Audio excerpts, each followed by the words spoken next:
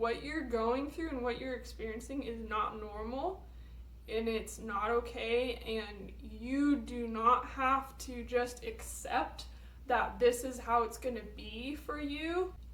I have a chronic illness that has no definite cure, and the amount of chronic pain that I experience qualifies me as disabled. If you have this condition, you know it takes so much enjoyment out of your life, and it impacts your quality of life so highly that I will literally do anything for this to not be the case. Easy come, easy go, it's no sweat, it's no sweat. Easy come, easy go, it's no sweat, it's no sweat. Here it is, the disclaimer I'm going to put in front of every one of these videos. I am not qualified to give medical or nutritional advice. Please do your own research before trying anything I mention in any videos, as well as consult your doctor before changing anything with your health or your diet.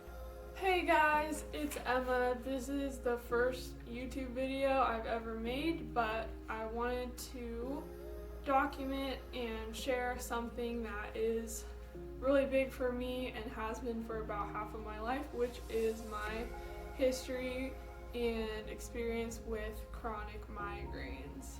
Once I started talking more about what I was dealing with on my social media platforms, I actually heard back from a lot of people in my circle that they were struggling with this too, and I realized that we should have more communication about these issues. The best place I can think of to start is to just go through my personal medical history and my experience with it. So today, when I'm filming this, June 2020, I am 20 years old, and I started experiencing migraines when I was in the 3rd grade, so about 10 years old. My first memory of having a really bad migraine, I had gone to see the musical Cats with my friend in downtown Sacramento, and as a kid I was really sensitive just in general, wide open and vulnerable to sights, smells, sounds, emotions, messages. I would just soak it all up. So this musical was theater in the round style. I sat there in the lights and the singing, and I just completely forgot about reality. Came out of the dark theater like 4 hours later into the bright sun on the street. I was hit with this migraine. Driving home, I could not even keep my eyes open because the light was hurting me so bad. I got home and I just curled up in bed, holding my head, and I was so nauseous. It was just the worst pain I could have imagined at that age, at like 9 or 10 years old. I remember that really clearly, just being so disappointed after having this great experience with this musical, and then feeling so terrible after. I don't have very many other memories of my migraines at that age. I wasn't really able to articulate what was happening to me or what I was feeling. I had a really hard time just speaking up for myself in general when I was a really little kid. I was extremely shy, like paralyzed shy. And I never wanted to bother anyone with my complaining or anything like that. I was very much just like keep to myself, play by myself kind of kid. So I didn't communicate, I didn't articulate, I did not stand up for myself saying like, hey, something's really wrong with me, can you help me, or something like that. Headaches do run in my family, so I had experienced my dad being in bed with the lights off for hours at a time, and my mom would say, oh, your dad has a headache, you guys need to be quiet and like not bother him. So I don't really remember how frequent it was when I was a little kid or how bad it was, but I do remember whenever I would have like a really long, focus intensive day at school, or it was really hot outside and I didn't drink enough water because I was distracted with playing or something, I would just come home, feel terrible for the rest of the day. So I do remember that. I did struggle a lot with it in high school, and I do remember that more clearly. I was the busiest person in high school. Oh my god, I did 2 sports a year, basketball in the fall, cross country in the springtime, which kept me basically doing sports the entire school year. I did lighting for theater, so I would be at school sometimes till like 1 or 2 in the morning during tech week. I was super dedicated to my academics. I got a 4.0 all throughout high school, so being this active both physically and mentally through high school, was having the migraines was really a struggle for me. And I think kind of my mindset about it back then was I just didn't really acknowledge it for how bad it was, just kind of push it off to the side, and I was just like, when this happens to me, I'll deal with it, but I'm not really going to pay attention to it other than that. So I started taking Excedrin migraine, which is an over-the-counter pain medication. It has acetaminophen, which is a NSAID. It has a little bit of caffeine in it, and it has aspirin. So that caffeine was what helped me get rid of the migraine, and Excedrin migraine was my go-to throughout high school, and it worked pretty much all the time. I got a headache at school, I could just take some Excedrin, kept it in my backpack, and it would go away. I would usually, I wish I remembered how many days a week I would get this, but I just remember always not getting enough sleep at night because I would stay up and do homework, getting up super early in the morning, going to school, and where I live in the summer, so like beginning and end of the school year, it can get up to like 110, 105. I would go through the school day, focus super hard. Around like 2:30, 3 o'clock, I would get a migraine and be like, oh shit, my day is not over. I would take Excedrin, go to basketball practice, go home and do homework, and the whole thing would start over. I was just completely overworking myself in high school, and I just kept popping back Excedrin to manage it. So that was not healthy, for sure. At the end of high school, I kind of started to get into energy drinks, so I started developing kind of a bad relationship with caffeine. I got really dependent on it, and that definitely wasn't positive because my freshman year of college, I would start getting caffeine withdrawal headaches if I didn't just keep taking those energy drinks. Say about 6 months after I graduated high school, I stopped being vegan. I had been vegan for 4 years prior to that, and I was kind of getting a little bit done with this migraine thing, and I thought, well, maybe if I started eating meat again, the vitamins or the fat would help my migraine. So I started eating meat again, but not dairy. Nothing changed. I was still in the same exact position as I was. So it's kind of hard for me to realize this, but it was only this year, 2020, that I actually started to see my migraines for how bad they actually were and not just be in this state of denial. So back in April 2020, right before the coronavirus quarantine started, my migraines started to get really bad, and a week before quarantine started, I had to go home from work, I think 3 days in a row because I had such a bad migraine. And then I stopped working because of quarantine, and it just, this realization kind of hit me like, oh my god, Emma, what you're going through and what you're experiencing is not normal, and it's not okay, and you do not have to just accept that this is how it's going to be for you.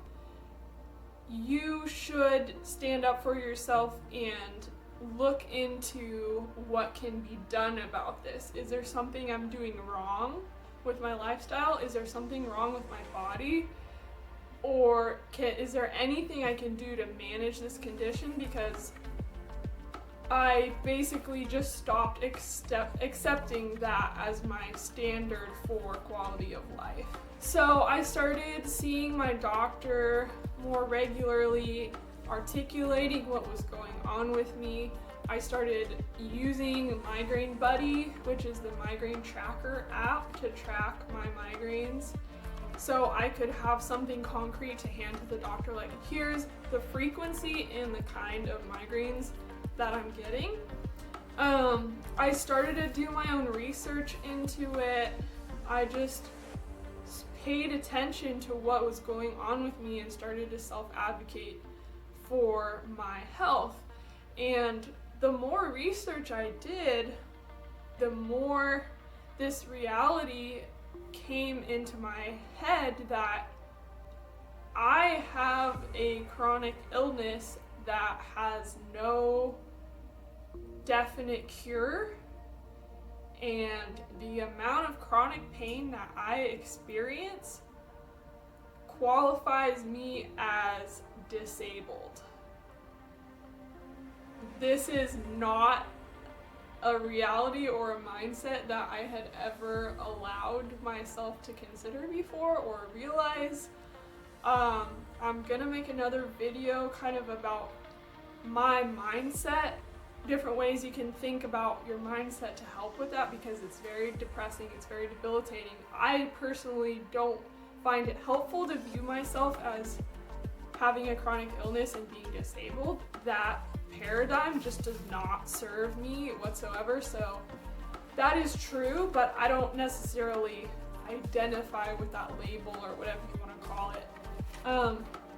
There is a test called MIDAS, M-I-D-A-S, which stands for the Migraine Disability Assessment, and pretty much dependent on some other symptoms in the frequency, if you have greater than 15 migraines per month, which is like basically half the time, you are classified as severely disabled, which it's me. Hello. MIDAS score of 5. Yeah, so started working with my doctors. I got put on a preventative medication called propranolol, which is a beta blocker. It's a blood pressure regulator that pretty much regulates your adrenaline receptors in your brain and regulates your blood pressure. So that was my preventative. And then the abortive they prescribed me is called sumatriptan, which is commonly known as Imitrex. And that's what they usually do. They give you some kind of preventative and some kind of abortive. So I started out at 20 milligrams of propranolol and 50 milligrams of sumatriptan. Take the propranolol every night, take the sumatriptan when you're experiencing a headache. So took the propranolol for a long time, kind of stopped taking it because I wasn't really seeing any results. Went back to my doctor. She was like, okay, take 40 milligrams. Same story. Went back, she said, take 60 milligrams.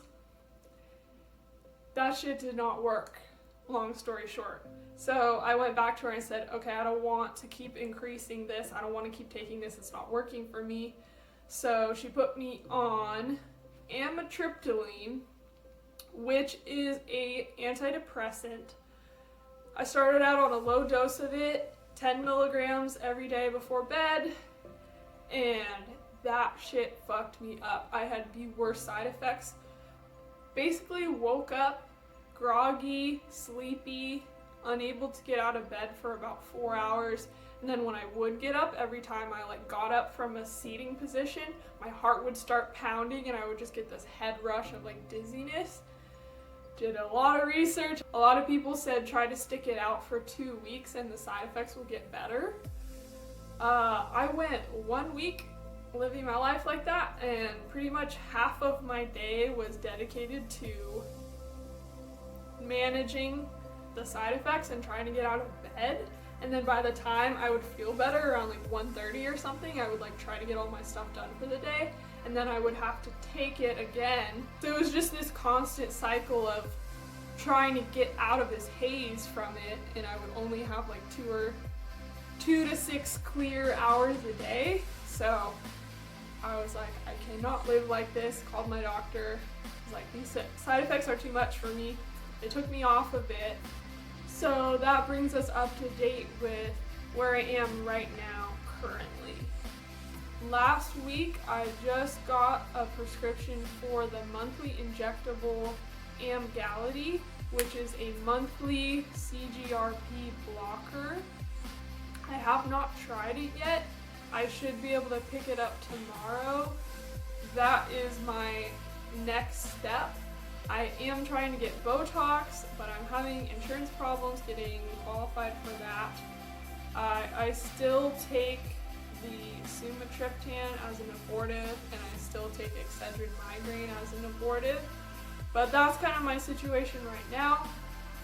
I am trying to figure out any aspect of my lifestyle that I can change that might help my migraines.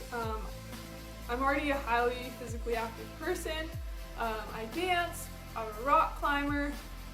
For my job, I'm actually a zip line and ropes course park guide and manager. It's so hard to explain what my job is. I have a lot of tension in my neck and my shoulders.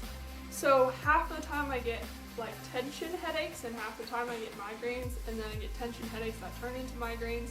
I am going to do a separate video on headaches versus migraines and different types of migraines because a lot of people don't understand that. So for my muscle tightness, I stretch. I have all these self-massage tools, acupuncture mat, all these different rubs and like muscle creams and stuff like that. Gonna do another video on that, guys. Don't worry about it. Got you. I take lots of different supplements, try to cover any potential deficiencies I might have in my diet. 2 weeks ago, I started the ketogenic diet. I have read a lot of things online with people's positive experiences eating keto and seeing a reduction and or elimination of chronic migraine. Again, I'm going to go more into that later. This is just the overview video, but the idea behind that is since it cuts out such a massive group of foods, you may end up cutting out a food trigger, or the state of ketosis for your brain may actually reduce migraines. We don't exactly know why, but ketones are shown to be anti-inflammatory. So there's a whole thing with that. I supplement my electrolytes, all this stuff. Guys, if there's anything I haven't tried lifestyle-wise, I will try it. It's a lot of work, but if you have this condition, you know, it takes so much enjoyment out of your life and it impacts your quality of life so highly that I will literally do anything for this to not be the case. So that kind of brings me to the end of my overview video. My hope with these videos is that I can put out as much information and personal experience as I can, and maybe someone will see something in my videos that they haven't tried, and maybe someone will find relief and help from the material that I'm able to put out. I would not wish this condition on anyone, and if there's anything I can do to help anyone with their chronic migraines, or even help a loved one or friend of someone who has chronic migraines better understand what they're going through. This is the beauty of the internet, that we can share our experiences and our methods and try to help each other out. So I am very positive about this condition. I have a lot of ideas and a lot of things I'm going to try. I'm going to share it all on YouTube with you guys. So thank you guys for watching this. Again, my number one goal here is to help somebody. So I would love any kind of feedback, things you want me to talk about, If I am ever incorrect about something, please correct me. I do not want to spread any kind of misinformation, and let's stay positive about this. Thank you guys.